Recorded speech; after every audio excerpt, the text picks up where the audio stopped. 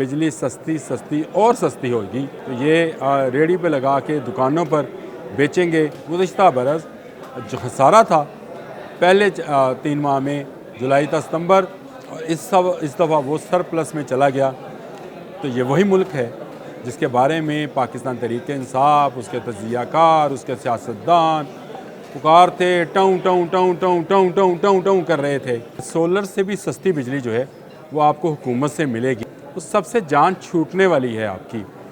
बिस्मिल्लाहिर्रहमानिर्रहीम, अस्सलाम वालेकुम। और बोलते कालम के साथ मैं आमिर रज़ा खान, और अगर आपको आज ऐसी खबरें सुनाऊं कि आप भी कहें स्वाद आ गया बादशाह, तो स्वाद आने वाला है, क्योंकि बिजली सस्ती होने जा रही है। इस हुकूमत के गले का एक तोक महंगी बिजली है। इसने अपनी सियासत दाव पर लगाई, ना सिर्फ मुस्लिम लीग नून ने बल्कि पीपल्स पार्टी ने भी, और एक ऐसी बुरी हुकूमत बनाई जिसने एक ऐसे मुल्क को संभाला जो डिफ़ॉल्ट होने जा रहा था।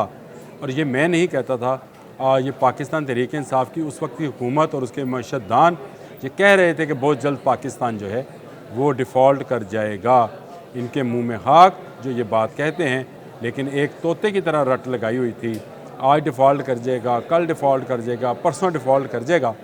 मुल्क ने की मईशत जो है वो संभल गई है। एक ख़बर तो बिजली की है कि सोलर से भी सस्ती बिजली जो है वो आपको हुकूमत से मिलेगी। और जिन्होंने सोलर लगाया है, जो ऊपर चढ़ते हैं और देखते हैं कि फ़ोग है, फ़ोग की वजह से वो फिर वो मिट्टी साफ़ करते हैं, सुबह फिर दोबारा फ़ोग होती है। मोबाइल बेचारे देखते रहते हैं, आज इतने यूनिट बन गए, आज इतने यूनिट चले गए, आज इतने यूनिट आ गए। तो सबसे जान छूटने वाली है आपकी। तो वक्त लगेगा, ज़रूरी नहीं है कि कल, आज मैंने बात की कल, लेकिन मैंने आपको बहुत अरसा पहले ये बात बताई थी। उस वक्त लोगों ने मजाक बनाया कि आप गलत कहते हो बिजली, जब मैंने लिखा था और कहा भी था कि बिजली सस्ती सस्ती और सस्ती होने जा रही है। इसके साथ साथ वफाकी हुकूमत के पहले 3 माह बजट के सरप्लस में चले गए हैं। ये पाकिस्तान में पहली मरतबा हुआ है। ये बहुत बड़ी कामयाबी है उस मुल्क के लिए जिस मुल्क को कहा जा रहा था कि ये डिफ़ॉल्ट कर जाएगा। उसका बजट सरप्लस में जाना बड़ी बात है, इस पर भी बात करेंगे। लेकिन सबसे पहले आ जाएं बिजली पर, क्योंकि सबसे अहम इशू है। जो मैंने कहा कि गले का तोक था और आवाम के हलक से ये हुकूमत निकली नहीं जा रही थी, क्योंकि वो लोग कहते थे कि अगर पेट्रोल सस्ता हुआ तो क्या हुआ, बिजली महंगी है जी। अगर फ़लाँ चीज़ सस्ती हुई तो क्या हुआ जी, बिजली बहुत महंगी है जी। दुकानदार भी ये रोते थे। आखिरकार वज़ीर आज़म ने जो एक्शन प्लान तरतीब दिया, उसको सरदार लगारी ने जो है, जो कि मिनिस्टर हैं, उन्होंने उसको एग्जीक्यूट कर दिया, यानी उसको एग्जीक्यूट करना शुरू कर दिया।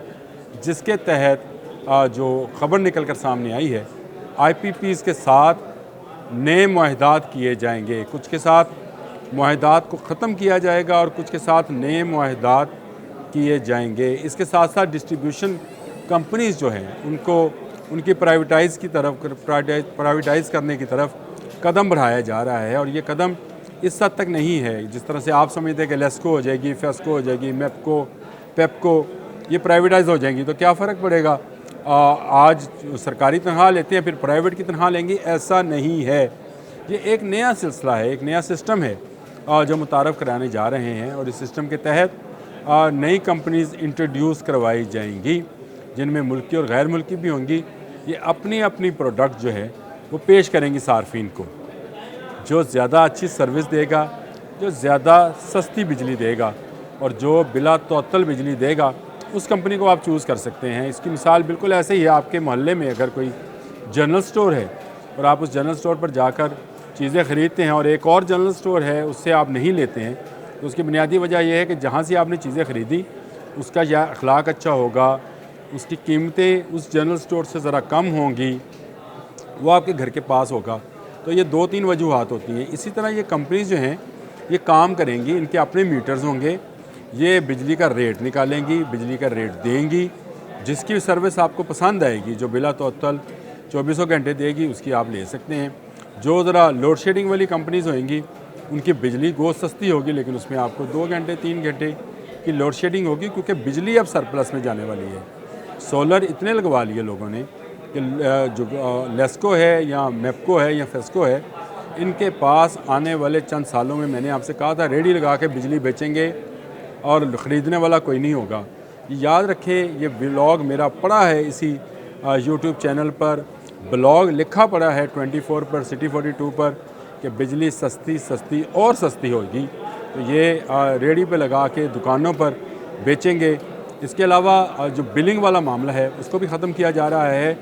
पोस्ट बिलिंग सिस्टम को निकाल कर प्री बिलिंग, जैसे हम मोबाइल चार्ज करते हैं, ये चार्जेबल मीटर्स लगेंगे। आप इनमें 500 की बिजली डाल लें, आप इसमें 5 लाख की बिजली डाल लें, जितनी बिजली डालेंगे उतने यूनिट सर्फ होंगे। यूनिट की कीमत आपको पता है, वो आप करेंगे। सारा सिस्टम जो है ये कंप्यूटराइज्ड होगा, एआई के ज़रिए चलेगा, आर्टिफिशियल इंटेलिजेंस के ज़रिए चलेगा। इसमें ह्यूमन एरर जो है वो नहीं होगा। हाँ, कंप्यूटर एरर हो सकता है, लेकिन वो बहुत मुश्किल है क्योंकि इसके सर्वर जो हैं बहुत ही लेटेस्ट होंगे। दूसरी बात, चीन और रूस ने इस ख्वाहिश का इजहार किया है कि वो भी पाकिस्तानी पावर सेक्टर में काम करना चाहते हैं। एक तो ट्रांसमिशन लाइंस जो हैं उनको तब्दील किया जाएगा। ये जो हम आए रोज़ सुनते हैं कि इतने का खसारा हो गया, इतनी बिजली ज़ाया हो गई, और ये जितनी कंपनीज़ हैं आपकी डिस्ट्रीब्यूशन कंपनीज़, यही कहते हैं कि इतनी बिजली जो है वो चोरी हो गई। ये सारा सिस्टम जो है इसको बदलने जा रहे हैं। अवैस लगारी की ये जो ख़बर है इसको मैंने कहा मैं आप तक पहुँचाऊँ।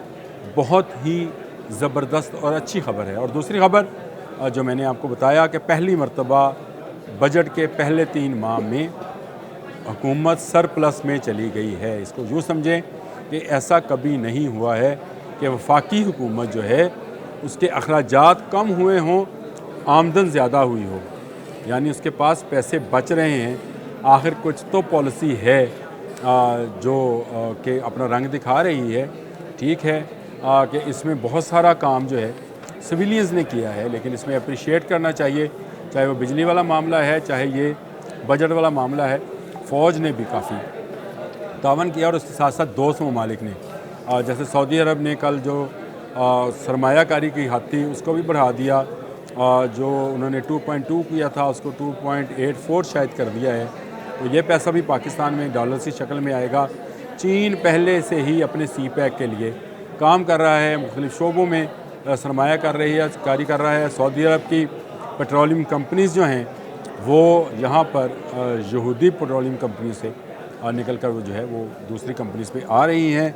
अब वफाकी हुकूमत के बजट पर चले जाते हैं। इसमें पढ़ने के लिए मुझे ज़रा क्योंकि दिक्कत होती है, मैं बता देता हूँ आपको। वफाकी हुकूमत का बजट रवां माली साल की पहली तिमाही में सरप्लस में चला गया।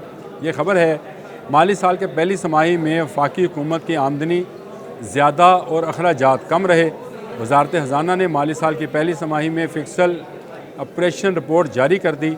जुलाई से सितंबर 2024 में मजमूई आमदनी अखराजात में 1696 अरब रुपये से ज़्यादा रही। जुलाई से सितंबर मजमूई महसूलात का हजम 5827 अरब रुपये। रवां माली साल की पहली तिमाही में मजमूई तौर पर 4131 अरब रुपये रहे। टैक्स वसूलियाँ 2776 अरब रुपये की रही। नॉन टैक्स आइडेंटिटी जो हैं वो रही 3051 अरब रुपये। और इसके अलावा जुलाई से सितंबर सूद की अदायगियों का हजम 1306 अरब रुपये रहा। ये वज़ारत ख़ज़ाना की रिपोर्ट है जो मैं आपको पढ़ के सुना रहा हूँ। जुलाई से सितंबर 2024 दफ़ाई अखराजात 410 अरब रुपये रहे। रवां माली साल की पहली तिमाही में सूद की अदायगियों में कमी हुई।